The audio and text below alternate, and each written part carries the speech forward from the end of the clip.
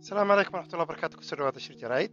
عادي بماتين دتكي شيركة iyo subscribe ka sameeyay عادي بماتين marka waxaad kula kusoo dhawaada barnaamijkayga shir jaraid maanta waxaad ka sheekeynaya sheekada adduunkii oo dhan hadal hayo ee laga wada hadlayo hadda waxa weeye prince-ka iyo xaaskiisa Meghan iyo Prince Harry ay isguursaday oo arooskoodii si wacan u dhacay marka taariikhda ka soo sheekeynaya boqortooyada ugu dheer adduunka soo jirtay muddooyinkaas oo dhan oo wata ugu qadiimsan ilaa hadda jirta marka boqortooyada waxaa ka dhacay horta boqoradda ood garanaysaan Queen Elizabeth ayadaa ugu xukmi dheereed intaasoo dhan haysay marka ayadii waxay dhashay Charles bay dhashay inankeeda Charles ee ugu weyn ee dhaxal sugaha ah asagina markaa wuxuu guursaday Princess Diana aroos baa u dhacay marka labadood way isguursadeen koleyba aroos koleyba si wacan noloshoodu ma ahayn may fiicneen oo dhib baa u wada taalay oo markaa way isku dhici jireen mar walba marka waxay dhaleen laba carruura waxay dhaleen Harry iyo Prince Harry iyo Prince William buu dhaleen marka markii dambe ayagoo yaryar koleyba ayadiina jacayl cusub baa ku dhacay waxay jeclaatay mid la yidhaaho Dudi Al-Fayed oo abiina taajir weyn yahay ingiriiska yahay markii dambe tii laga soo saaray meydkoodii labadoodii ayaga ku dhintay Paris oo shil gaari ku dhintay oo aad iyo aad u xumaa oo adduunka dhan xasuusan yihiin marka labadii carruur way weynaadeen bilaa hooyay ahaayeen intaas oo dhan kii weynaa u guursaday Prince William baa guursaday marka Prince Harry baa soo haray Prince Harryna markii dambe wuxuu guursaday gabadh caano actora oo Meghan la yidhaaho oo filmaanta Mareykanka matali jirtay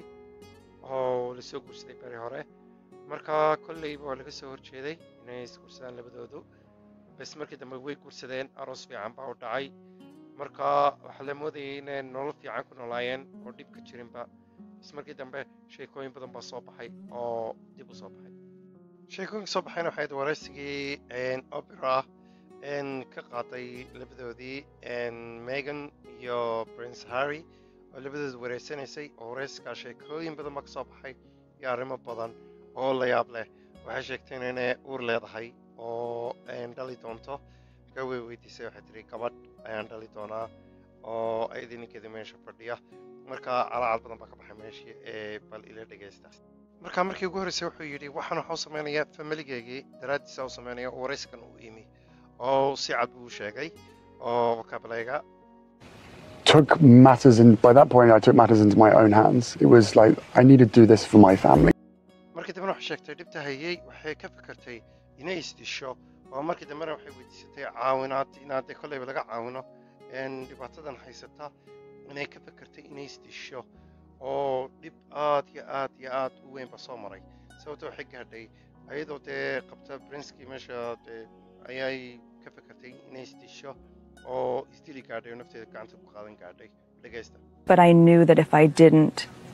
say it that I would do it and I just didn't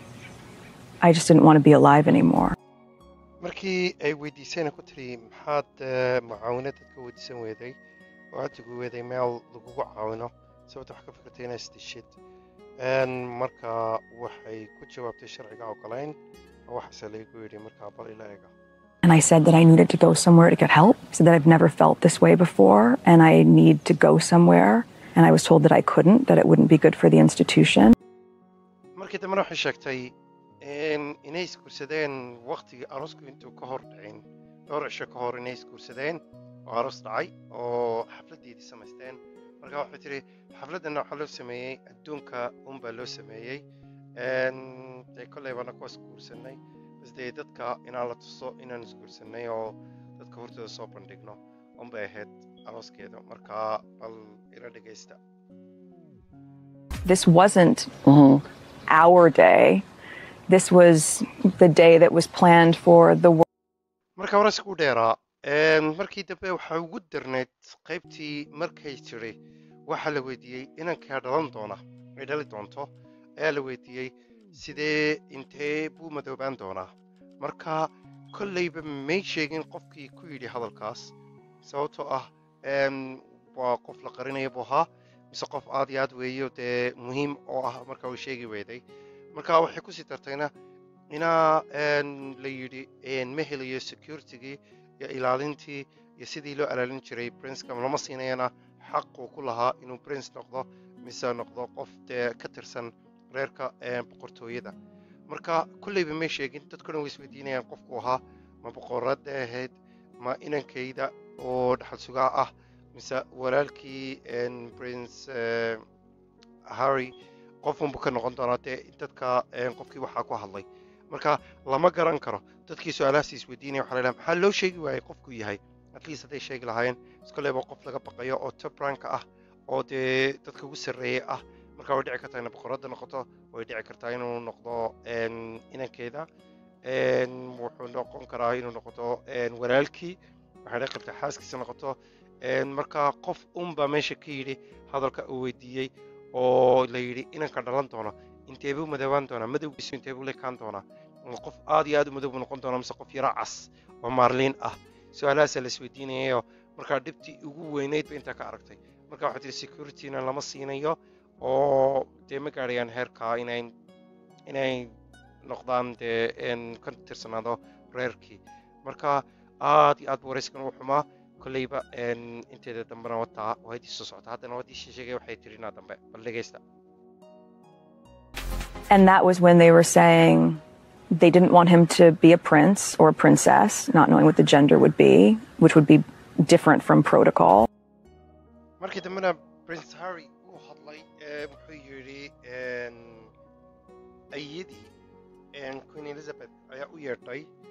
oo ku tiri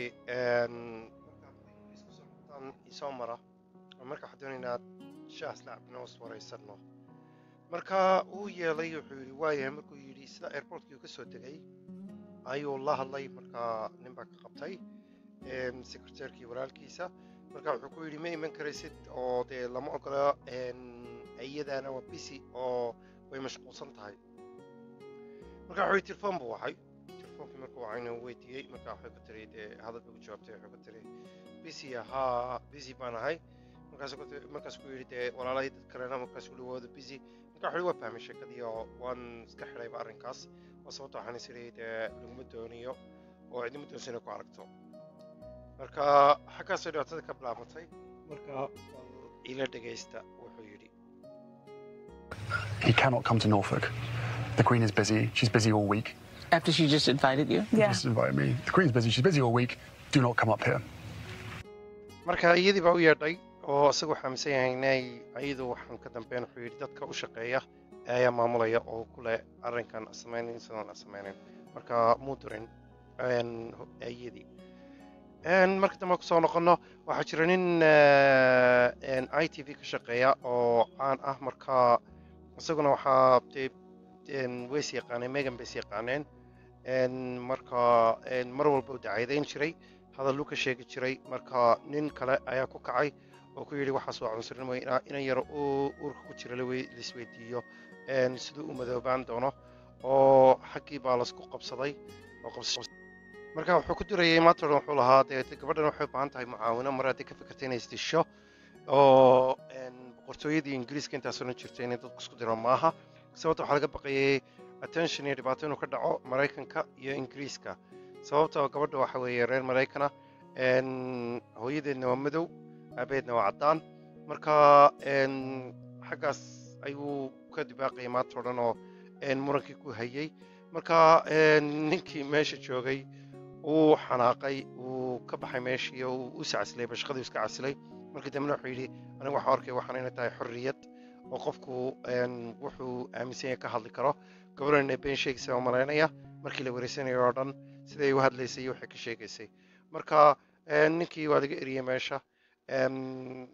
balila dhegaysta But yet you continue to trash her. Okay, I'm done with this. No, no, no. Sorry, no. Sorry. Do you know what? That's pathetic. You can trash me, mate, but not my own No, stuff. no. See you later. I'm being... Sorry, can't do This is this. absolutely diabolical behaviour. markaasaa waxaasaa ka dhacay boqortooyada ingiriiska waa warkii dee kolley trendkaha oo ka socday oo niiska dhan ka sheekeynayeen marka saasay ku dhammaatay oo dee haddana dib ugu soo noqonayaan boqortooyada ingiriiska way iska casireen xilkoodii oo xaggaas ay ku joogayaan oo dee noloshoodii ay ku dhammaystirin doonaan marka insha allah nagu duceeya saaxiibkay سعيد سلطان عبد القادر لا ينحرستني صاحب كيف وهان آدي أطفي عن بوها من قلب فرم بوها مركا أدعي إن شاء الله إنه إلهي قبر جيسة ونوريا مركا برنامج كيني تاسوك إيكا آدي أد بمهتسيهين تدقي شاركة يا سبسكرايب كسميي مركا إن شاء الله محمد النورد كسوغيا مركا أنا مختارة تقول هاي خير بس قلنا هاي يشير جراي تبع مع السلامة